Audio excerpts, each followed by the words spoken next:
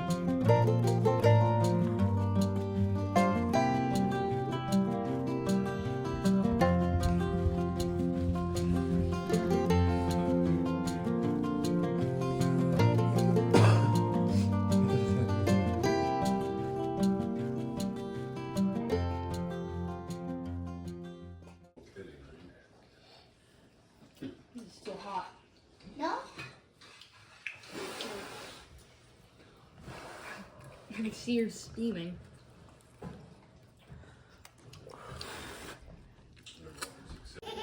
Oh yeah. Oh yeah. Oh yeah.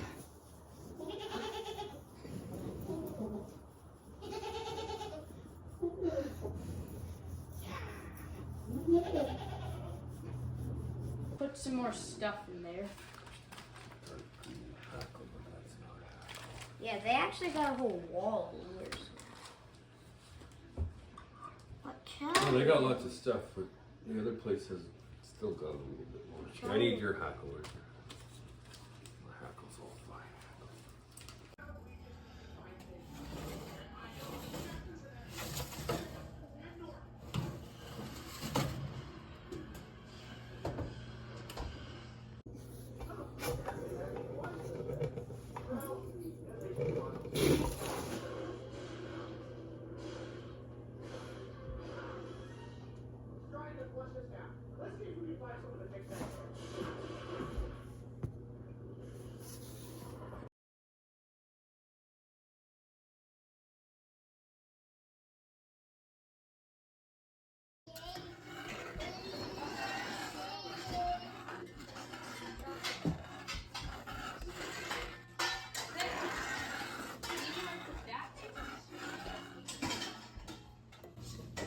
Playing with the kitty?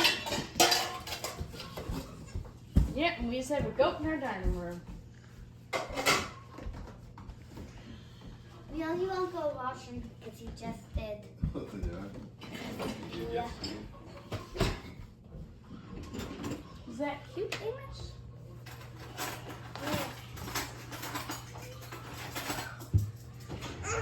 He's about to poop. How do you know? I could see it coming out its bum.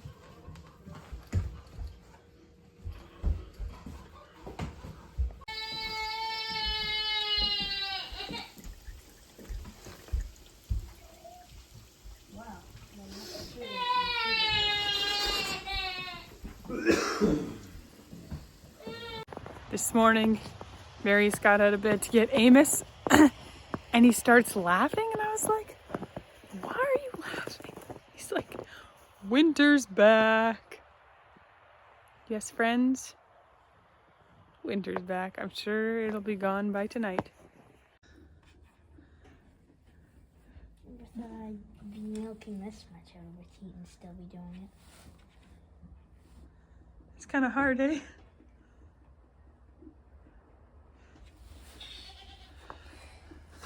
She's got itty bitty teats. I remember. The trick is you kind of have to hold up her bag some. Hamish. That was my clean bucket.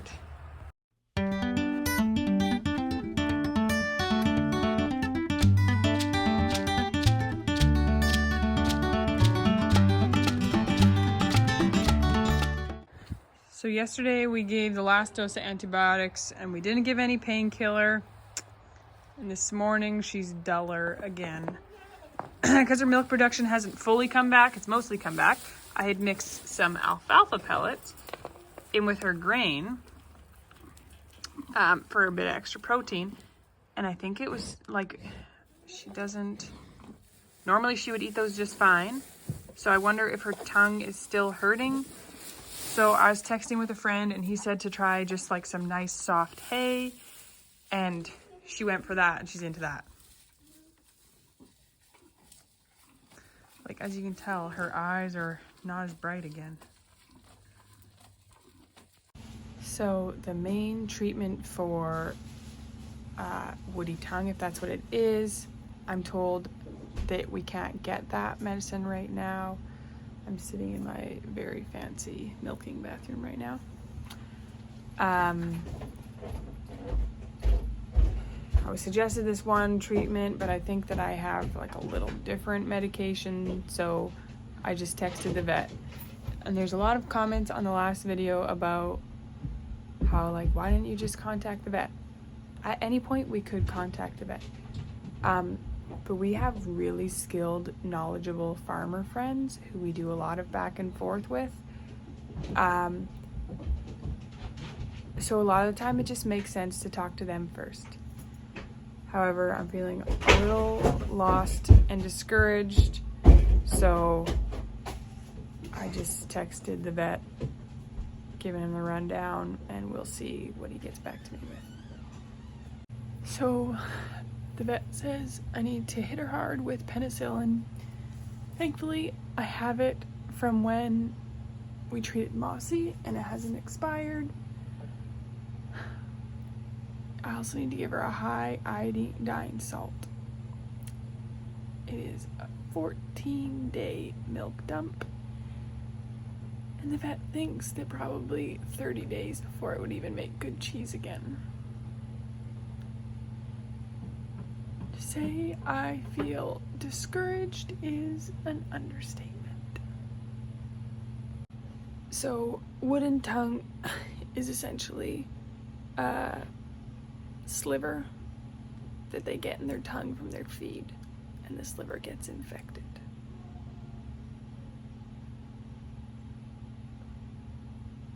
I'm not gonna cry in this YouTube video, so I should probably stop filming. So I had my cry, got the penicillin, so then I was laughing and then I was crying, and it's a up and down kind of morning. And this morning's snow has just made more mud.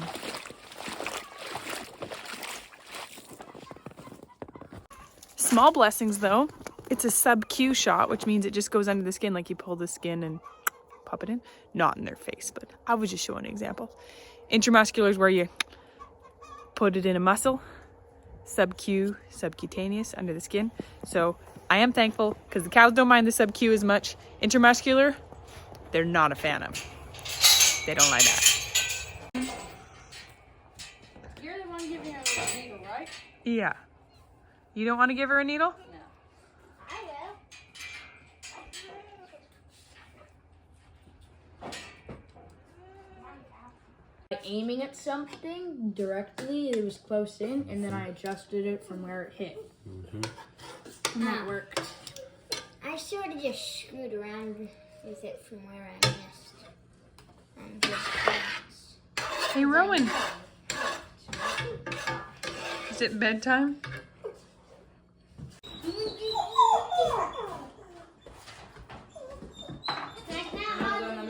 Could you not do that near my computer? Or Ham, can you move the computer? Someone move the computer off the counter. Hamish, please. Yeah. It happened to be an Oscars when you receive $5,000. Well, I think I'll buy this section.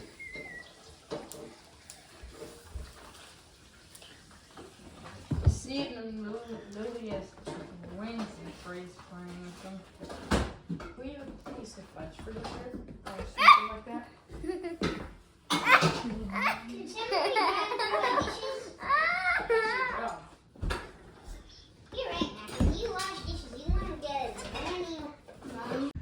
Part of the treatment for Clover is this iodide salt, so we're going to give this. This is what our vet suggested. And also, Clover doesn't have a magnet, and we're gonna give one just to check off more boxes.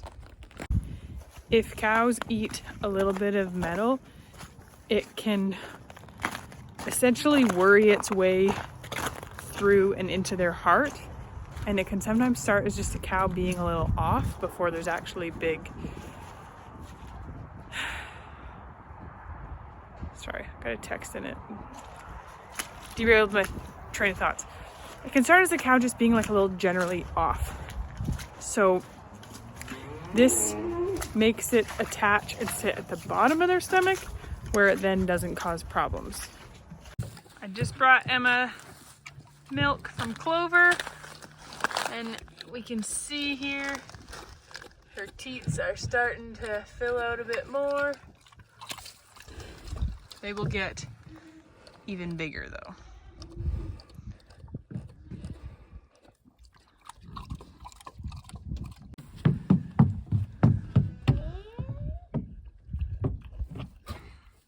Get off of it and I'll climb back up it.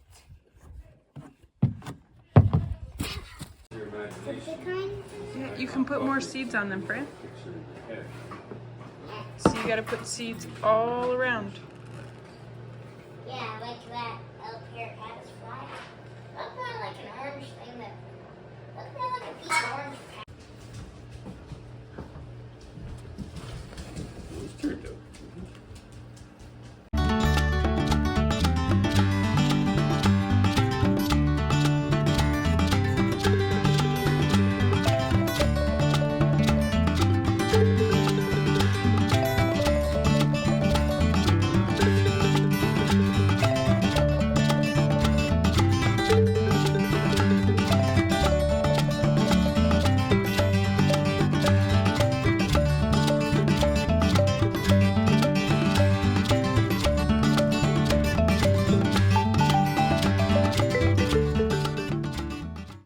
I've got just a bit of popcorn left there, so I'm just gonna put it in the upstairs popcorn jar. I've got 5 buckets here of long-term storage with the oxygen absorbers and everything in them. I deal with these empty bags. The rest here is looking much nicer. I still have 3 buckets that I could fill with something. I don't do the flour in the oxygen absorbers. I only have a year's worth of flour and it's supposed to be good for just that. I left 1 bag of salt out, and that's beef sugar. So I'll just probably leave these buckets for now unless I can think of something else I want to store in them. With wheat prices what they are, I might buy more flour, and I ordered some 5-gallon Mylar bags. I know there's like a perfect way to do everything, but I'm not doing it for like extreme long-term storage. That's why I put it in those buckets, which are sealed with just oxygen absorbers. It's better than not having them. It's not 25 years supply, it's just like a couple years supply. So maybe I'll do 3 buckets worth of flour. Maybe I'll just fill some so I know how many more I need to replace my 1-year supply, and then buy more to replace my 1-year supply. No, but I think the flour, the loose flour, I do want to put in the Mylar bags. So I gotta wait for my 5-gallon size Mylar bags to come. I put them inside the bucket, fill it with flour, put oxygen absorbers in, seal it, put a lid on the bucket. Yeah. Currently, flour prices have not gone up, and I'm wanting to just secure some prices while they're at good prices. I decided to move those so like I label, see, like this is rice 1 and there's a rice 2 behind there, and that's like rice that also has O2 absorber. So I put all the number 1 buckets at the front to make that easier. There we go. So I thought I'd show you number 1, how I organized my vet kit. Number 2, I just went on a bleaching spree. I just felt like things were too grubby in here, so I washed all the buckets. These are all clean and air dried. These ones are all air drying, awaiting their lids. So I bought this toolbox yesterday, and I sorted things into, these are what I call livestock tools, and these are livestock medications. So in the tools we have a bottle. This is a stomach tube for a goat or sheep. I have a stomach tube for a calf up there. Oh, I just about fell over backwards. I also have replacement nipples for various calf bottles, goat nipples, leg bands for chickens, goat hoof trimmers. These are weaning tabs for cow's nose. This is the collar for my other goat. I just won't put it on her just yet. And this is a, where is it? This is a wire saw. So it's technically for calving. Like if you had a calf die and get stuck and you needed to cut it apart to get it out. Yes, that's brutal, but yes, that's a thing that has to happen. But this is actually, you can also trim cow's horns with these. And this is a bolus gun. Okay, so these tools then are gonna go up on this shelf nicely. These are eggs I'm saving for hatching. They get turned twice a day. I do actually have my moo call, which I'm not gonna put in there. And these are a different weaning nose tap. A moo call is a calving sensor. I haven't seen it when I've used it on other animals. It's just was washed, so it's taken apart, but that, And it hasn't worked yet. no, it works. I just haven't used it since I washed it. Is it like goes like that, and this straps on the cow's tail. Let's see if I can find a picture on the box or something. There we go. Straps on the cow's tail, and it texts you if the cow is having regular contractions. Okay, so my vet kit, and these top ones, these are magnets, which I don't know if these would technically be a tool, but we're putting them there. These are some really long needles. There's a couple gloves. And then this one is all different size needles. Let's just appreciate how organized this is right now, because it probably will never be that organized again. Down here, I do not have this sorted in any which way. There was this, but it didn't really fit in there very well. Like I would have had to put these on their side, and that was more awkward. So I had the syringes up in this top thing, so I just put them in a bag. So in here, it's not organized in any way, but I have a mastitis treatment for lactating cows. One of these is dextrose, just like if a cow needs a perk up. This would be via IV. These are both calcium treatments for milk fever. That's to test for mastitis. These are for if a calf, piglet, lamb, foal, probably work for goats too, gets the scours. These are very helpful. That's just a second bottle of that. Oh, this is a capsule. It's just like this vitamin perk up boost for their rumen to give after calving. I can't, let's see, where's that is who this came from. And I actually was thinking I should maybe just feed that to Clover right now. This is the other thing I have from that company. It's called Barnyard Boost. And it's just like a rumen boost, vitamin boost for them. Okay, what do we have here? Selenium, that's for the goats. Okay, this is funny, but these are enemas.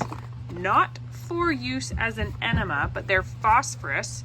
And if you have a milk cow that's not perking up from milk fever, because the treatment for milk fever is calcium, magnesium, phosphorus, if they're still just lagging a bit, giving them phosphorus is really helpful. And this is an inexpensive way to do phosphorus. It's already in a suspension. You save back an empty bottle, put them in there, and attach your IV kit to it. So it's like a fairly new milk fever addition treatment, but it's helpful. I have multiple IV kits just for different things. This is just a blank IV fluids like that you could put medicine in, and that's what this one is for. This IV kit pops on top of one of these.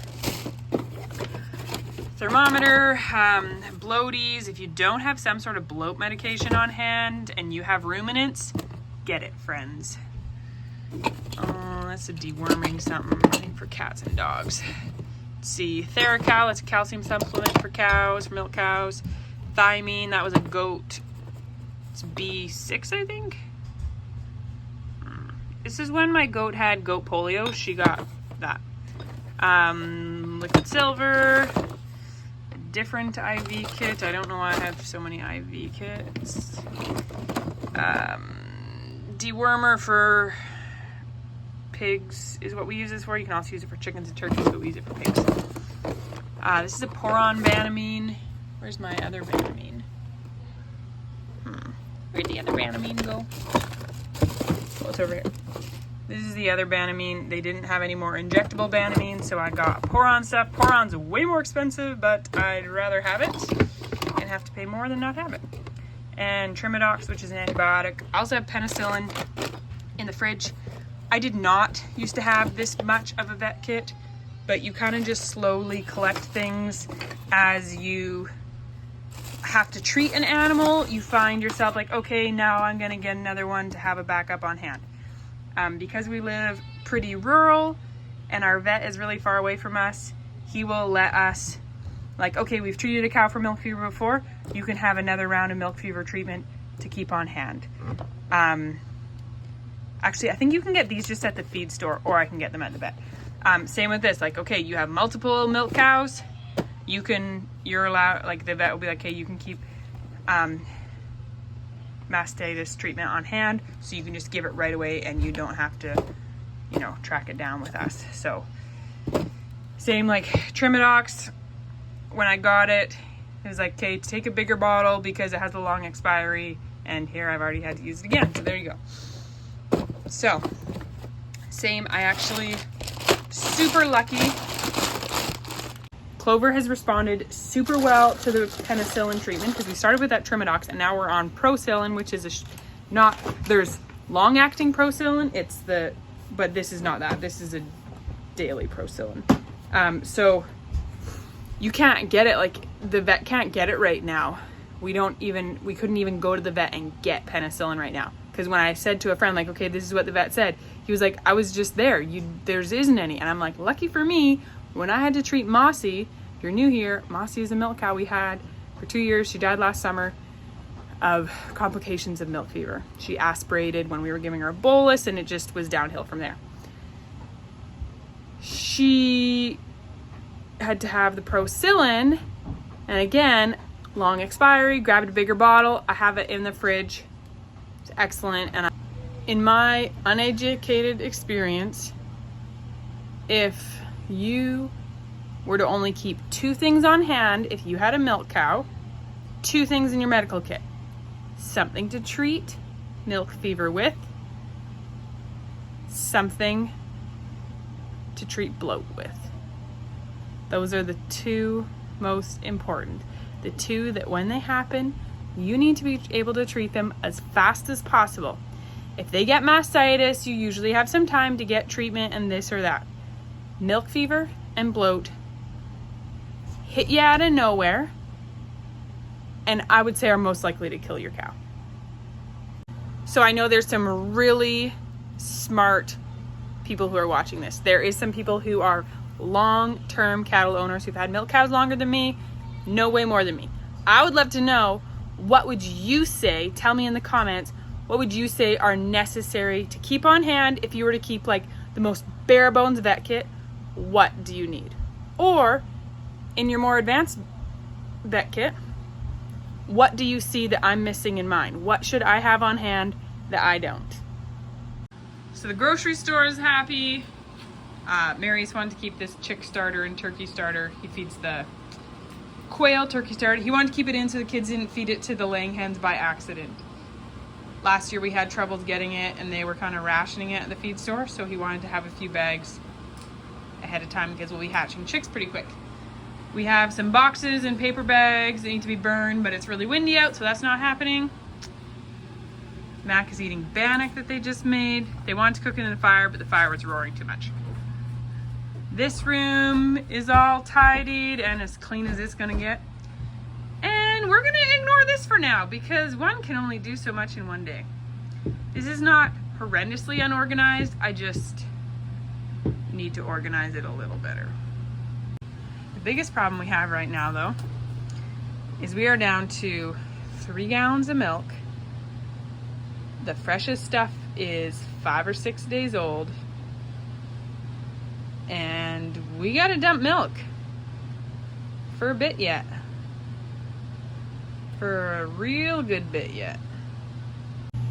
And we don't do well with store-bought dairy. It gives us sinus issues, pasteurized dairy, homogenized dairy, sinus issues, digestive issues, and it's illegal to buy raw milk. There's people will be like, oh, you can do a herd share. It's still technically illegal. Raw milk is illegal in every way, shape, and form in Canada unless you own your own cow. So we were offered a creative solution from a friend. It's totally above board and legal. And I'm excited to show you. It's not happening today. Today it's 4 o'clock. I spent 2 hours in the basement and you would barely know it, but it was a good 2 hours. And you're just gonna have to wait and see. However, I just remembered that I offered to bring dinner to some friends tomorrow. She's recovering from a concussion and having a bit of a rough go. Tomorrow's a busy day. Marius takes the big 3 to the dentist. Dentist is an hour and a half away. Sorry, you can hear our furnace fan right now, but I can't turn it off. Dentist is an hour and a half away. Marius is taking the 3 big kids. They all have dentist appointments. There is a dentist closer to us, but we don't like them very much. So we drive farther to get a better dentist. What else? Oh, I'm working. My mother-in-law's coming to take care of the younger 2 while I work. It's gonna be a chaotic day. So if I'm bringing dinner somewhere tomorrow, I need to pull something out today. I feel like I haven't just had a beef roast in a while. What can we find here? There's a ham, stew meat, pork shoulder. Why is pork in the beef freezer? Why is there butter in the beef freezer? I think that things need to be a little better organized. Let's see. Venison backstrap. Okay, so this basket is my stuff I need to use up first. So as much as it's tempting to use this pork shoulder, that's the newest thing. I can't use that. I need to pick something older, like that's from 2020. We have 2 things of venison backstrap from 2020. Amazing. How does that even happen? We probably were saving it. Okay, I think we're having that.